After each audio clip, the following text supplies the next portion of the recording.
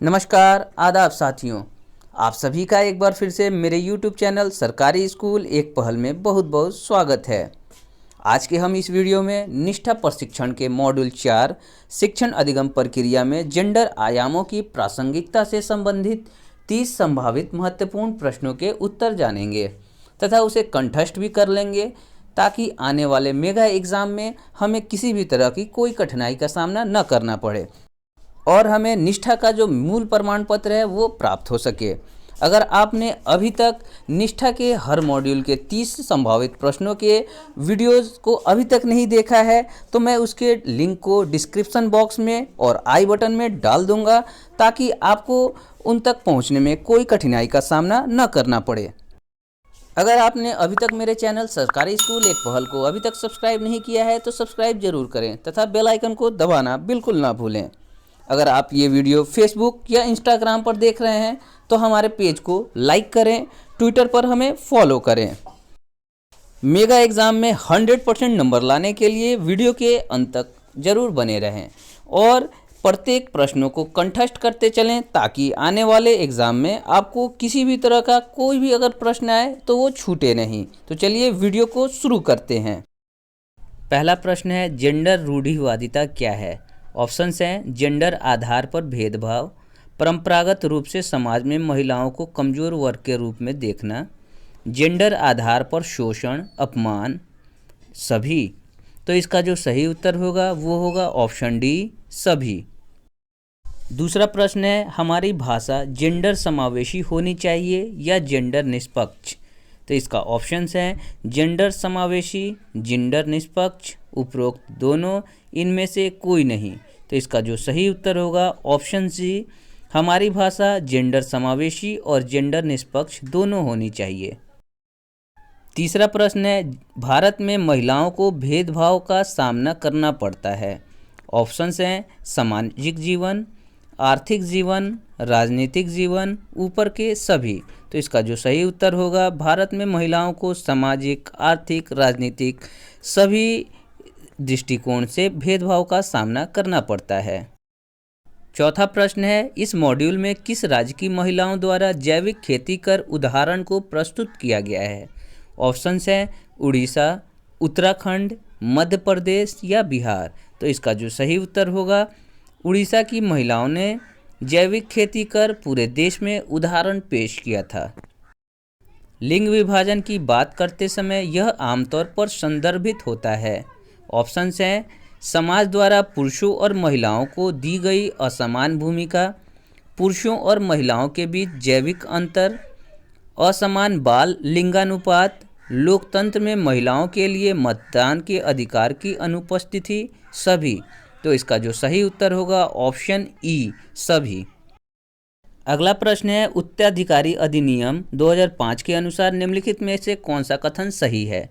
Options हैं पुत्रों, पुत्रियों और उनके माताओं का पारिवारिक संपत्ति में बराबर हिस्सा होता है, आर्य समाज में अनुयायी पर यह अधिनियम लागू नहीं होता है, परिवार के सभी पुत्रों अथवा पुरुष सदस्यों को ही पारिवारिक संपत्ति में अधिकार प्राप्त होता है, केवल पत्नी को अपने पति के संपत्ति में उत्तराधिकार प्राप्त होता है। तो इसका जो सही और सटीक उत्तर होगा वो होगा ऑप्शन ए, पुत्रों, पुत्रियों और उनके माताओं का पारिवारिक संपत्ति में बराबर का हिस्सा होता है। अगला प्रश्न है, भारत में कौन सा विभाजन अद्वितीय है? ऑप्शंस हैं जाति विभाजन, आर्थिक विभाजन, धार्मिक विभाजन या लिंग विभाजन। तो इसका जो सही उत्तर होगा ऑप्शन डी, लिंग विभाजन। अगला प्रश्न है, निम्नलिखित में कौन सा गुण लड़के और लड़कियों दोनों के लिए सही है? ऑप्शंस हैं भावुक, मेहनती, स्वतंत्र, उपरोक्त सभी।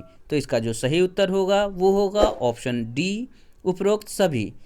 ये तीनों गुण लड़के और लड़कियों दोनों में होता है। अगला प्रश्न है, समान मजदूरी अधिनियम क्या दर्शाता है? ऑप्शंस हैं पुरुषों और महिलाओं दोनों को समान मजदूरी का भुगतान किया जाना चाहिए, कानून पारिवारिक मामलों से संबंधित है, भेदभावपूर्ण रवैया और श्रम के यौन विभाजन के खिलाफ एक कट्टरपंथी कानून है, उपरोक्त सभी। तो इसका जो आंसर होगा ऑप्शन डी, उपरोक्त सभी। अगला प्रश्न है, हिडन पाठ्यक्रम क्या है? तो इसका आंसर होगा हिडन करिकुलम एक ऐसा शब्द है जिसका इस्तेमाल उन चीज़ों का वर्णन करने के लिए किया जाता है जो बिना स्पष्ट रूप से पढ़ाए जाने वाले छात्रों को बताई जाती हैं। अधिकांश समय यह विचारधाराओं और समस्याओं से निपटने के तरीकों को अच्छी तरह शैक्षणिक अवधारणाओं की चिंता करता है। इसे विद्यालय में अनौपचारिक रूप से पढ़ाया जाता है। अगला प्रश्न है, महिलाओं के कल्याण के लिए संसद द्वारा अधिनियमित कानून कौन कौन से हैं? ऑप्शंस हैं 1961 का दहेज प्रतिषेध अधिनियम, 1955 का विशेष विवाह अधिनियम, समान पारिश्रमिक अधिनियम 1976, ऊपर के सभी। तो इसका जो सही उत्तर होगा ऑप्शन डी, ऊपर के सभी। अगला प्रश्न है, भारत में असमानता का मुख्य कारण क्या है? ऑप्शंस हैं जाति, लिंग, गरीबी, धर्म। तो इसका जो सही उत्तर होगा वो होगा ऑप्शन बी, भारत में असमानता का मुख्य कारण लिंग विभाजन है। अगला प्रश्न है, दलित और आदिवासी लड़कियों द्वारा स्कूल छोड़ने की दर सबसे अधिक क्यों है? ऑप्शंस हैं लड़कियों के लिए अलग स्कूल नहीं मिलने के कारण, शिक्षा का लाभ लड़की के ससुराल वालों को मिलने के कारण, क्योंकि इनके माता पिता शिक्षा को महत्व नहीं देते हैं, गरीबी और सामाजिक भेदभाव के कारण। तो इसका जो सही उत्तर होगा ऑप्शन डी, गरीबी और सामाजिक भेदभाव के कारण। अगला प्रश्न है, निम्नलिखित में कौन सा लिंग मूलक भेदभाव प्रदर्शित करता है?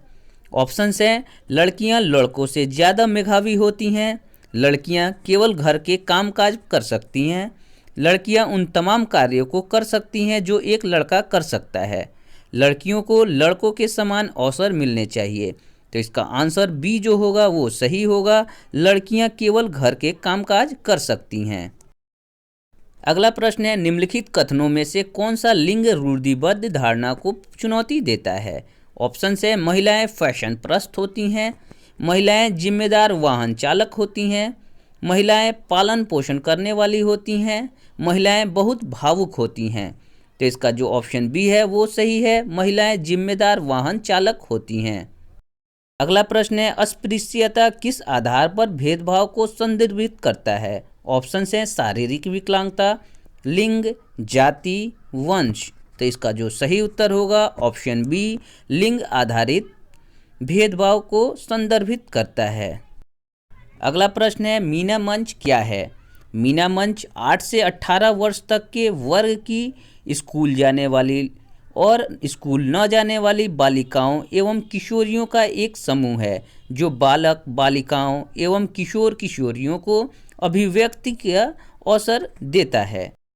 अगला प्रश्न है, मीना मंच के उद्देश्य बालिकाओं में आत्मविश्वास पैदा करना, शिक्षा और स्कूल में लगातार उपस्थिति बनाए रखने के महत्व के बारे में जागरूकता पैदा करना, अच्छे स्वास्थ्यप्रद एवं स्वच्छता प्रक्रियाओं को अपनाने, अपने भीतर नेतृत्व गुण और समूह भावना का विकास करना मीना मंच के प्रमुख उद्देश्य हैं। अगला प्रश्न है, बालिका शिक्षा के मार्ग में आने वाली बाधाएं, लिंग भेद, रूढ़िवादिता, बाल विवाह, प्रोत्साहन की कमी, बड़ा परिवार, असुरक्षा की भावना, अभिभावकों का जागरूक न होना, परिवारों के प्रति अनभिज्ञता, समाज का पिछड़ापन होना, बालिकाओं का मुखर न होना, सामाजिक परिवर्तनों के प्रति अनभिज्ञता। अगला प्रश्न है, प्राथमिक स्तर पर पाठ्य पुस्तकों में महिलाओं को उत्पादक और निर्णय लेने वाली किस भूमिकाओं में चिन्हित किया गया है? ऑप्शंस हैं उद्यमी, किसान, संपत्ति का मालकीन, उपरोक्त सभी। तो इसका जो सही उत्तर होगा ऑप्शन डी, उपरोक्त सभी। अगला प्रश्न है, अलवर की डार्की माई जैसी महिलाओं ने तरुण भारत संघ जैसे संगठनों की मदद से एक झील का निर्माण करके अपने गांव में किस समस्या को हल करने में मदद की? ऑप्शंस हैं आग, जंगल, पानी, इनमें से कोई नहीं। इसका आंसर होगा ऑप्शन सी, पानी। अगला प्रश्न है, हिडन पाठ्यक्रम में आते हैं व्यवहार, दृष्टिकोण, आचरण, उपरोक्त सभी। तो इसका आंसर होगा हिडन पाठ्यक्रम में व्यवहार, दृष्टिकोण, आचरण सभी आते हैं। इस तरह से ऑप्शन डी इसका सही उत्तर होगा। निम्नलिखित में से कौन सा विकल्प उपलब्धि में व्यक्तिगत विभिन्नता का प्रतीक नहीं है? ऑप्शंस हैं पूर्व अनुभव में विभिन्नता, लिंग में विभिन्नता, रुचियों में विभिन्नता, पूर्व निर्देशन में विभिन्नता। तो इसका जो सही उत्तर होगा वो होगा ऑप्शन बी, लिंग में विभिन्नता। अगला प्रश्न है, सीखना किससे प्रभावित होता है? ऑप्शंस हैं आत्मा से, मन से, बुद्धि से या प्रेरणा से। तो इसका जो सही उत्तर होगा वो है ऑप्शन डी, प्रेरणा से। अगला प्रश्न है, किशोरावस्था में मस्तिष्क का भार होता है? ऑप्शंस हैं 350 ग्राम, 1260 ग्राम, 1260 ग्राम से 1400 ग्राम या 1600 ग्राम। तो इसका जो सही उत्तर होगा वो है ऑप्शन सी, 1260 से 1400 ग्राम। अगला प्रश्न है, महिला हेल्पलाइन की शुरुआत कब हुई थी? ऑप्शंस हैं 2012, 2015, 2020 या 2000। तो इसका जो सही उत्तर होगा, महिला हेल्पलाइन की शुरुआत 2015 में हुई थी। आखिरी प्रश्न है, निम्नलिखित में से कौन सा योजना लड़कियों को शिक्षा और कल्याण प्रदान करती है? ऑप्शंस हैं उज्ज्वला योजना, बेटी बचाओ बेटी पढ़ाओ योजना, स्वाधार योजना, पंडित दीनदयाल योजना। तो इसका जो सही उत्तर होगा वो है ऑप्शन बी, बेटी बचाओ बेटी पढ़ाओ योजना। याद रखने योग्य बातें, भारत में प्रथम महिलाएं, रजिया सुल्ताना भारतवर्ष की प्रथम महिला शासिका, प्रतिभा पाटिल प्रथम महिला राष्ट्रपति, इंदिरा गांधी प्रथम महिला प्रधानमंत्री, सरोजनी नायडू प्रथम महिला राज्यपाल, सुचेता कृपलानी प्रथम महिला मुख्यमंत्री, मीरा कुमार प्रथम महिला लोकसभा अध्यक्ष, कदम्बनी गांगुली और चंद्रमुखी बसु प्रथम महिला स्नातक, किरण बेदी प्रथम महिला भारतीय आरक्षी सेवा, तेजस्विनी सावंत विश्व निशानेबाजी प्रतियोगिता विजेता, हरित कौर देवल भारतीय वायुसेना में प्रथम महिला पायलट, पद्मा बंदोपाध्याय भारत की प्रथम महिला air vice marshal, Kalpana Chawla प्रथम महिला अंतरिक्ष यात्री, लक्ष्मी लकड़ा उत्तरी रेलवे की प्रथम महिला इंजन ड्राइवर। वीडियो के अंत तक बने रहने के लिए धन्यवाद। वीडियो को अधिक से अधिक लाइक, कमेंट और शेयर करें। चैनल पे अगर नए हैं तो चैनल को सब्सक्राइब करना बिल्कुल ना भूलें। फेसबुक और इंस्टाग्राम पर हमारे पेज को लाइक करें, ट्विटर पर हमें फॉलो करें। धन्यवाद। जय हिंद।